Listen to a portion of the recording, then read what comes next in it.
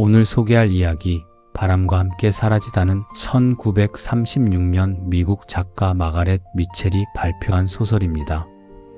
출간 즉시 퓰리처상을 수상하며 당대 최고의 베스트셀러가 되었고 1939년에는 기비안 리와 클라크 게이블 주연의 영화로 만들어져 지금까지도 할리우드 역사상 가장 흥행한 영화 중 하나로 꼽힙니다. 하지만 오늘 저는 그 유명한 영화 포스터나 수상 경력이 아니라 이 이야기 안에 살았던 한 여자의 삶에 대해 이야기하고 싶습니다. 그녀의 이름은 스칼렛 오하라. 그녀는 아름다웠고 고집스러웠고 때로는 잔인할 만큼 이기적이었습니다. 그리고 그것이 바로 우리가 그녀에게서 눈을 뗄 수 없는 이유입니다.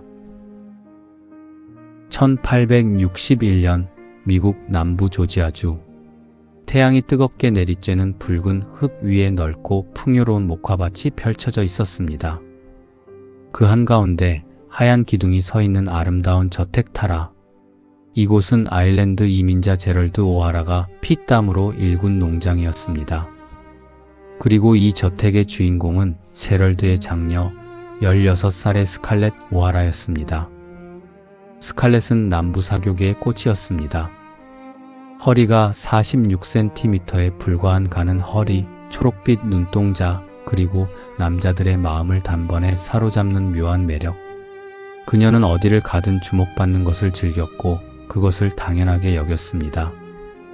하지만 그녀의 마음속에는 오직 한 사람만이 있었습니다. 애슐리 윌크스?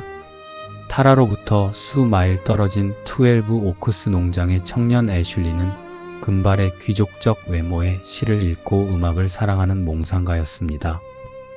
스칼렛은 그가 자신을 사랑한다고 확신했습니다. 아니, 그렇게 믿고 싶었습니다. 그런데 소문이 들려왔습니다. 애슐리가 그의 사촌 멜라니 해밀턴과 약혼할 것이라는 소식이었습니다. 스칼렛은 그 소문을 무시했습니다. 말도 안 돼. 멜라니 같은 창백하고 보잘것없는 여자를 어떻게 선택할 수 있겠어? 그녀는 12 오크스 농장에서 열리는 파티에 가서 직접 애슐리에게 고백하기로 마음먹었습니다. 파티는 화려했습니다. 남부의 귀족 가문들이 모두 모여 웃고 춤추던 그날 스칼렛은 애슐리를 서재로 불러냈습니다. 그리고 용기를 내어 말했습니다. 애슐리, 나 당신을 사랑해요. 순간 애슐리의 표정이 굳었습니다. 그는 조심스럽게 그러나 단호하게 말했습니다. 멜라니와 자신은 같은 세계의 사람이고 스칼렛은 너무도 강렬하고 생동감 넘치는 사람이라 자신과는 어울리지 않는다고. 거절이었습니다. 스칼렛은 뺨이 화끈거렸습니다. 분노와 창피함 그리고 상처. 자기도 모르게 손에 잡히는 물건을 책장을 향해 집어던졌습니다. 그 순간 소파 뒤에서 커튼이 살짝 움직였습니다. 누군가 그 고백을 모두 들은 것이었습니다. 소파에서 일어선 사람은 키가 크고 눈빛이 날카로운 남자였습니다. 검게 그을린 피부, 약간 비틀린 듯한 미소. 그는 뻔뻔하게도 이렇게 말했습니다. 솔직히 말씀드리면 저는 당신에게 매력을 느낍니다. 그의 이름은 레트 버틀러. 찰스턴 출신의 사교계 아웃사이더였습니다. 그는 남부의 신사도를 조롱하고 전쟁이 나면 남부가 패배할 것이라고 거리낌 없이 말하는 당대 기준으로는 거의 불량배에 가까운 인물이었습니다. 스칼렛은 그의 뻔뻔함에 분개했습니다. 하지만 그를 무시할 수는 없었습니다. 그리고 그날 오후 전쟁이 시작되었다는 소식이 파티장을 뒤흔들었습니다. 남북전쟁의 시작이었습니다. 남부의 젊은 남자들은 흥분했습니다. 전쟁은 금방 끝날 것이고 자신들이 영웅이 되어 돌아올 것이라 믿었습니다. 파티장은 순식간에 출전을 환송하는 자리로 바뀌었습니다. 멜라니의 오빠 찰스 해밀턴은 스칼렛에게 청혼했습니다. 스칼렛은 애슐리를 향한 분풀이로 그리고 자신이 상처받지 않았다는 것을 증명하려는 듯 충동적으로 승낙했습니다. 하지만 결혼 2달 만에 찰스는 홍역으로 세상을 떠났습니다. 전장에 나가지도 못한 채 말입니다. 스칼렛은 남편을 잃은 슬픔보다 검은 상복을 입고 아무것도 할 수 없다는 답답함에 더 괴로워했습니다. 당시 미망이는 춤도 웃음도 화려한 옷도 금지였습니다. 어머니의 권유로 스칼렛은 애슐리의 약혼녀, 이제는 그의 아내가 된 멜라니가 있는 애틀랜타로 향합니다. 남편의 여동생 집에서 함께 지내게 된 것이죠. 애틀랜타는 전쟁의 후방 도시였지만 활기찼습니다. 자선 바자회가 열리고 군인들을 위한 모금이 이루어졌습니다. 스칼렛은 검은 상복을 입은 채 그 화려한 자리에 앉아 있었습니다. 그때 레트 버틀러가 다시 등장합니다. 그는 스칼렛의 상복을 보고 눈을 반짝이며 자선 경매에서 파격적인 금액을 부르고는 상복을 입은 과부와 춤을 추겠다고 선언했습니다. 사교계가 발칵 뒤집혔습니다. 미망인이 춤을 춘다는 것은 있을 수 없는 일이었으니까요. 하지만 스칼렛은 레트의 손을 잡았습니다. 그리고 춤을 추었습니다. 모두의 비난을 뒤로한 채 말입니다. 전쟁은 점점 남부를 집어삼켰습니다. 부상병들이 애틀랜타로 쏟아져 들어오고 전쟁의 참상이 현실로 다가왔습니다. 멜라니는 산달이 다 된 몸으로 간호봉사에 헌신했고 스칼렛은 그런 멜라니를 이해하면서도 속으로는 늘 그녀를 질투했습니다. 1864년 여름 북군이 애틀랜타를 포위하기 시작했습니다. 그리고 도시는 불타기 시작했습니다. 애틀랜타가 무너지고 있었습니다. 그 혼란 속에서 멜라니는 진통을 시작했습니다. 도망칠 의사도 없고 산파도 구할 수 없는 상황. 스칼렛은 공포에 떨면서도 멜라니의 곁을 지켰습니다. 그리고 바로 그때 레트가 나타났습니다. 마차 한 대를 구해서 레트는 스칼렛과 갓 태어난 멜라니의 아기 그리고 멜라니를 마차에 태워 불타는 애틀랜타를 빠져나갔습니다. 불길이 하늘을 붉게 물들이는 그 밤 그들은 간신히 도시를 탈출했습니다.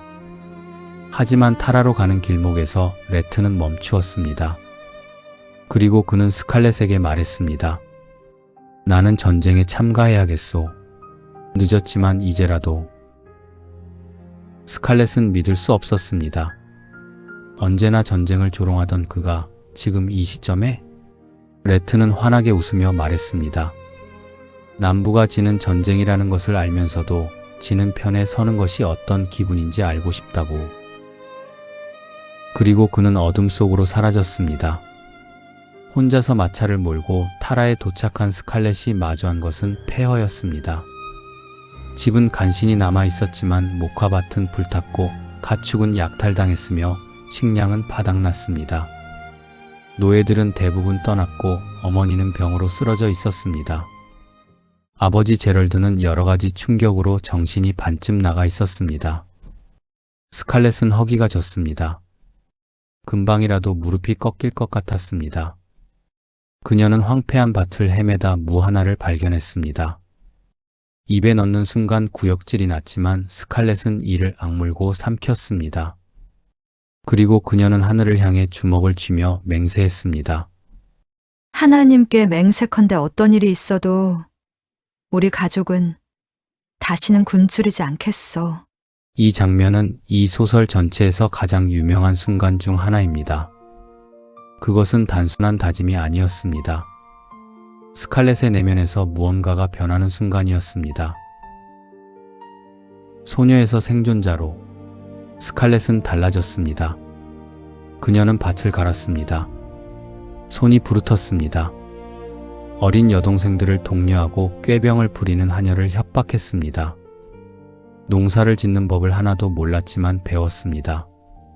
하루 종일 밭에 나가 목화를 심었습니다.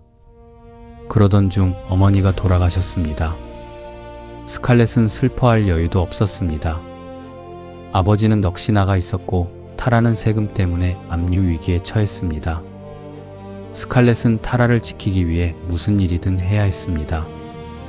그 절박함이 그녀를 돌이킬 수 없는 선택으로 이끌었습니다.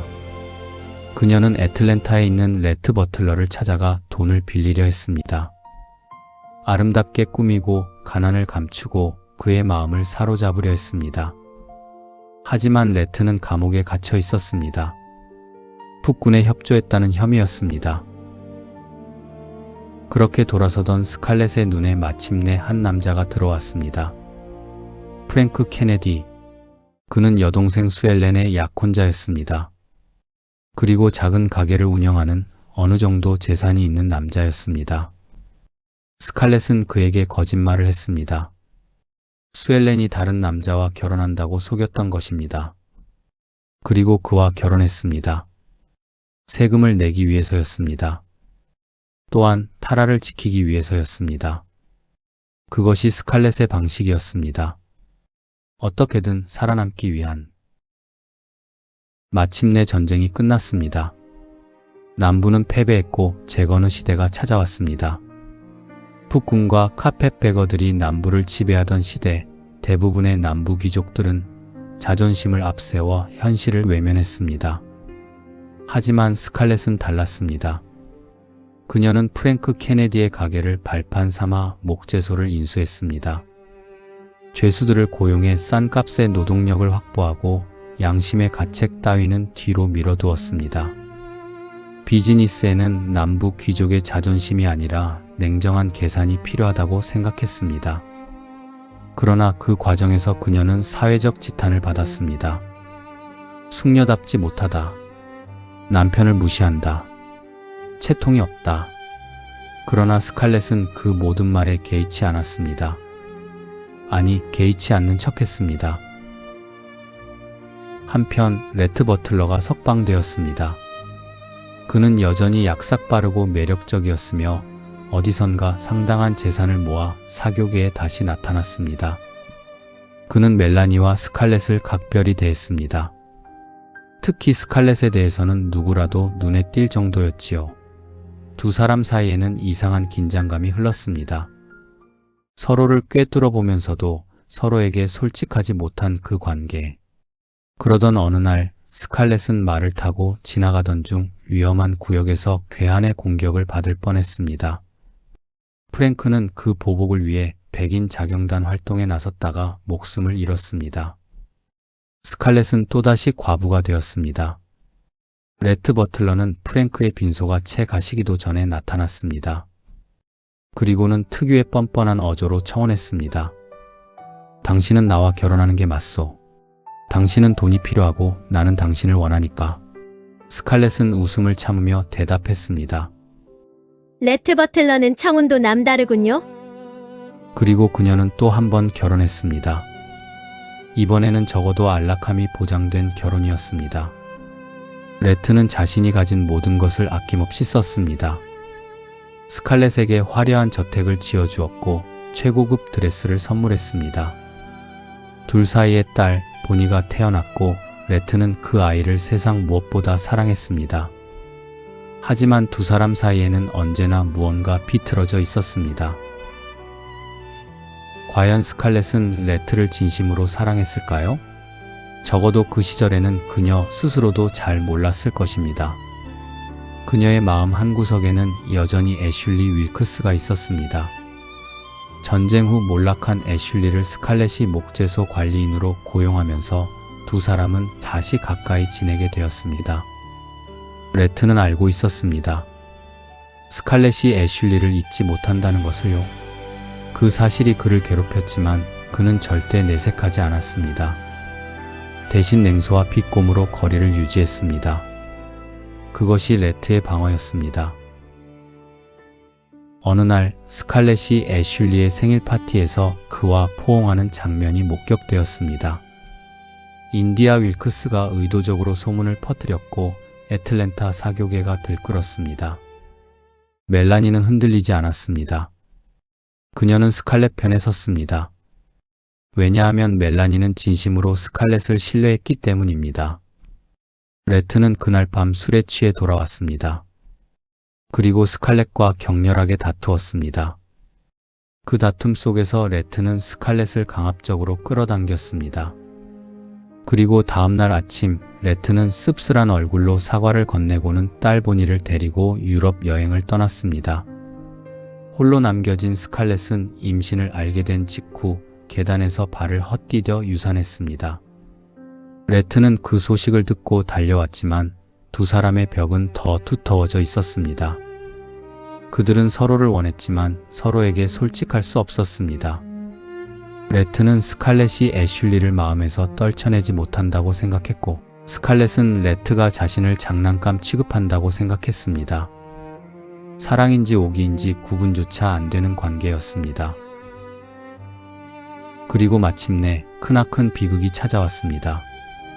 레트가 지극히 사랑하던 딸 보니가 승마훈련 중 말에서 떨어져 목숨을 잃었습니다.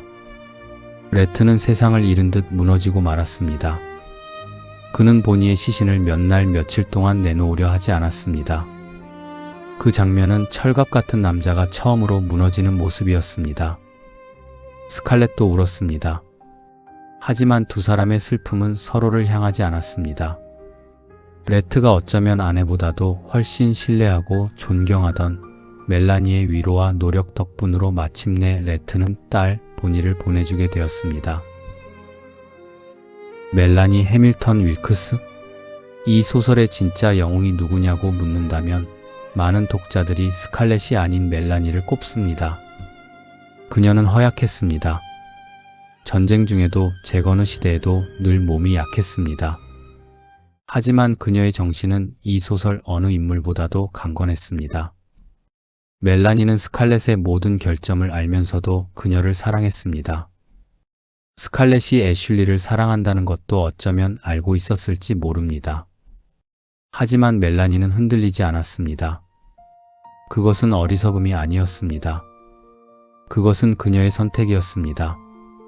세상을 선하게 보기로 한 의지였습니다. 보니가 죽은 뒤 몇 달이 지나 멜라니가 쓰러졌습니다. 두 번째 임신 중 몸 상태가 급격히 나빠진 것이었습니다. 의사는 가망이 없다고 했습니다. 스칼렛은 멜라니의 병실로 달려갔습니다. 멜라니는 가느다란 목소리로 스칼렛의 손을 잡으며 말했습니다. 스칼렛의 도움 없이는 살 수 없을 남편 애슐리를 부탁하는 말이었습니다.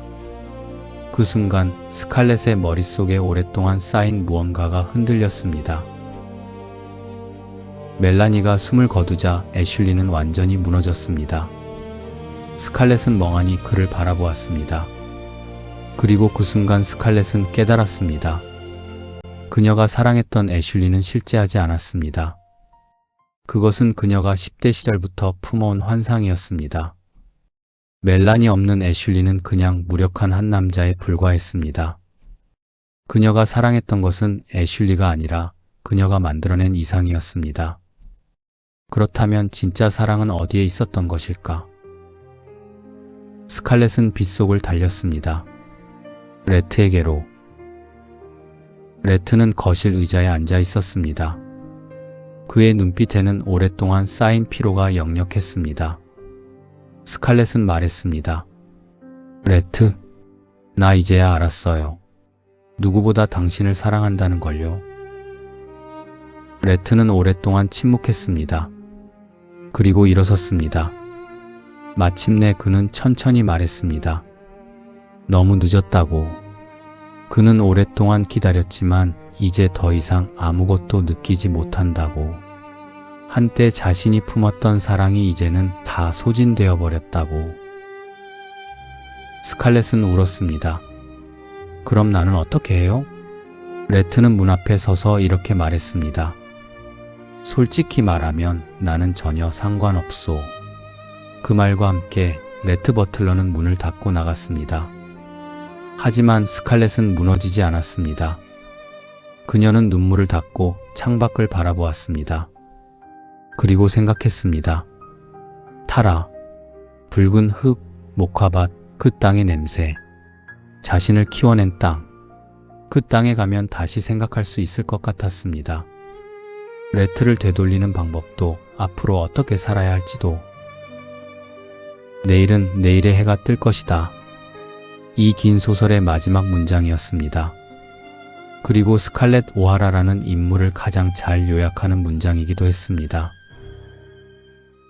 사실 바람과 함께 사라지다는 불편한 소설이기도 합니다. 여기에는 노예제도가 낭만적으로 묘사된 부분이 있고 흑인 캐릭터들이 미화되거나 지나치게 단순하게 그려진 부분이 있습니다. 이 작품이 지닌 역사적 한계는 분명합니다. 오늘날에는 그 묘사들이 비판받아야 마땅하며 실제로 많은 비평가들이 이를 지적해왔습니다. 그러나 동시에 이 소설이 지금도 읽히는 이유 역시 분명합니다. 스칼렛 오하라는 완벽한 인물이 아닙니다. 그녀는 이기적이고 거짓말을 하고 잘못된 선택을 합니다. 하지만 그녀는 무너지지 않습니다. 모든 것을 잃어도 다시 일어납니다. 그 집요함이 우리를 매료시킵니다. 우리는 그녀를 좋아하기 어렵지만 그녀를 미워하기도 어렵습니다. 왜냐하면 그녀 안에는 우리 모두가 가지고 있는 어떤 생존 본능이 살아있기 때문입니다. 레트 버틀러는 어떨까요? 그는 스칼렛을 사랑했습니다. 진심으로. 하지만 그 사랑을 표현하는 방법이 틀렸습니다. 혹은 스칼렛의 마음이 열리기를 기다리다 결국 지쳐버렸습니다. 그것은 사랑 이야기이면서 동시에 타이밍의 비극입니다. 그리고 멜라니. 어쩌면 이 이야기에서 가장 강한 사람은 멜라니였을지 모릅니다. 약한 몸으로 전쟁을 버티고 온 마음으로 사람들을 사랑하면서도 결코 자신을 잃지 않은 사람. 스칼렛이 살아남는 법을 알았다면 멜라니는 살아가는 법을 알았습니다. 바람과 함께 사라지다. 제목의 의미는 무엇일까요? 사라진 것은 남부의 귀족 문화였을 수도 있고 전쟁 전의 아름다운 세계였을 수도 있습니다. 혹은 스칼렛이 간직했던 애슐리에 대한 환상, 혹은 레트가 스칼렛에게 가졌던 사랑. 모든 것이 바람 앞에 촛불처럼 덧없이 사라집니다.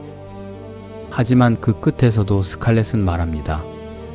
내일은 내일의 해가 뜰 것이라고. 그것이 어쩌면 이 소설이 오래도록 읽히는 이유일 것입니다. 오늘 영상은 여기까지입니다. 바람과 함께 사라지다를 직접 책이나 영화로 접해보신다면 오늘 이야기가 더 입체적으로 다가올 거라 생각합니다. 긴 영상 함께 해주셔서 감사합니다. 좋아요와 구독이 다음 이야기를 만드는 데 큰 힘이 됩니다.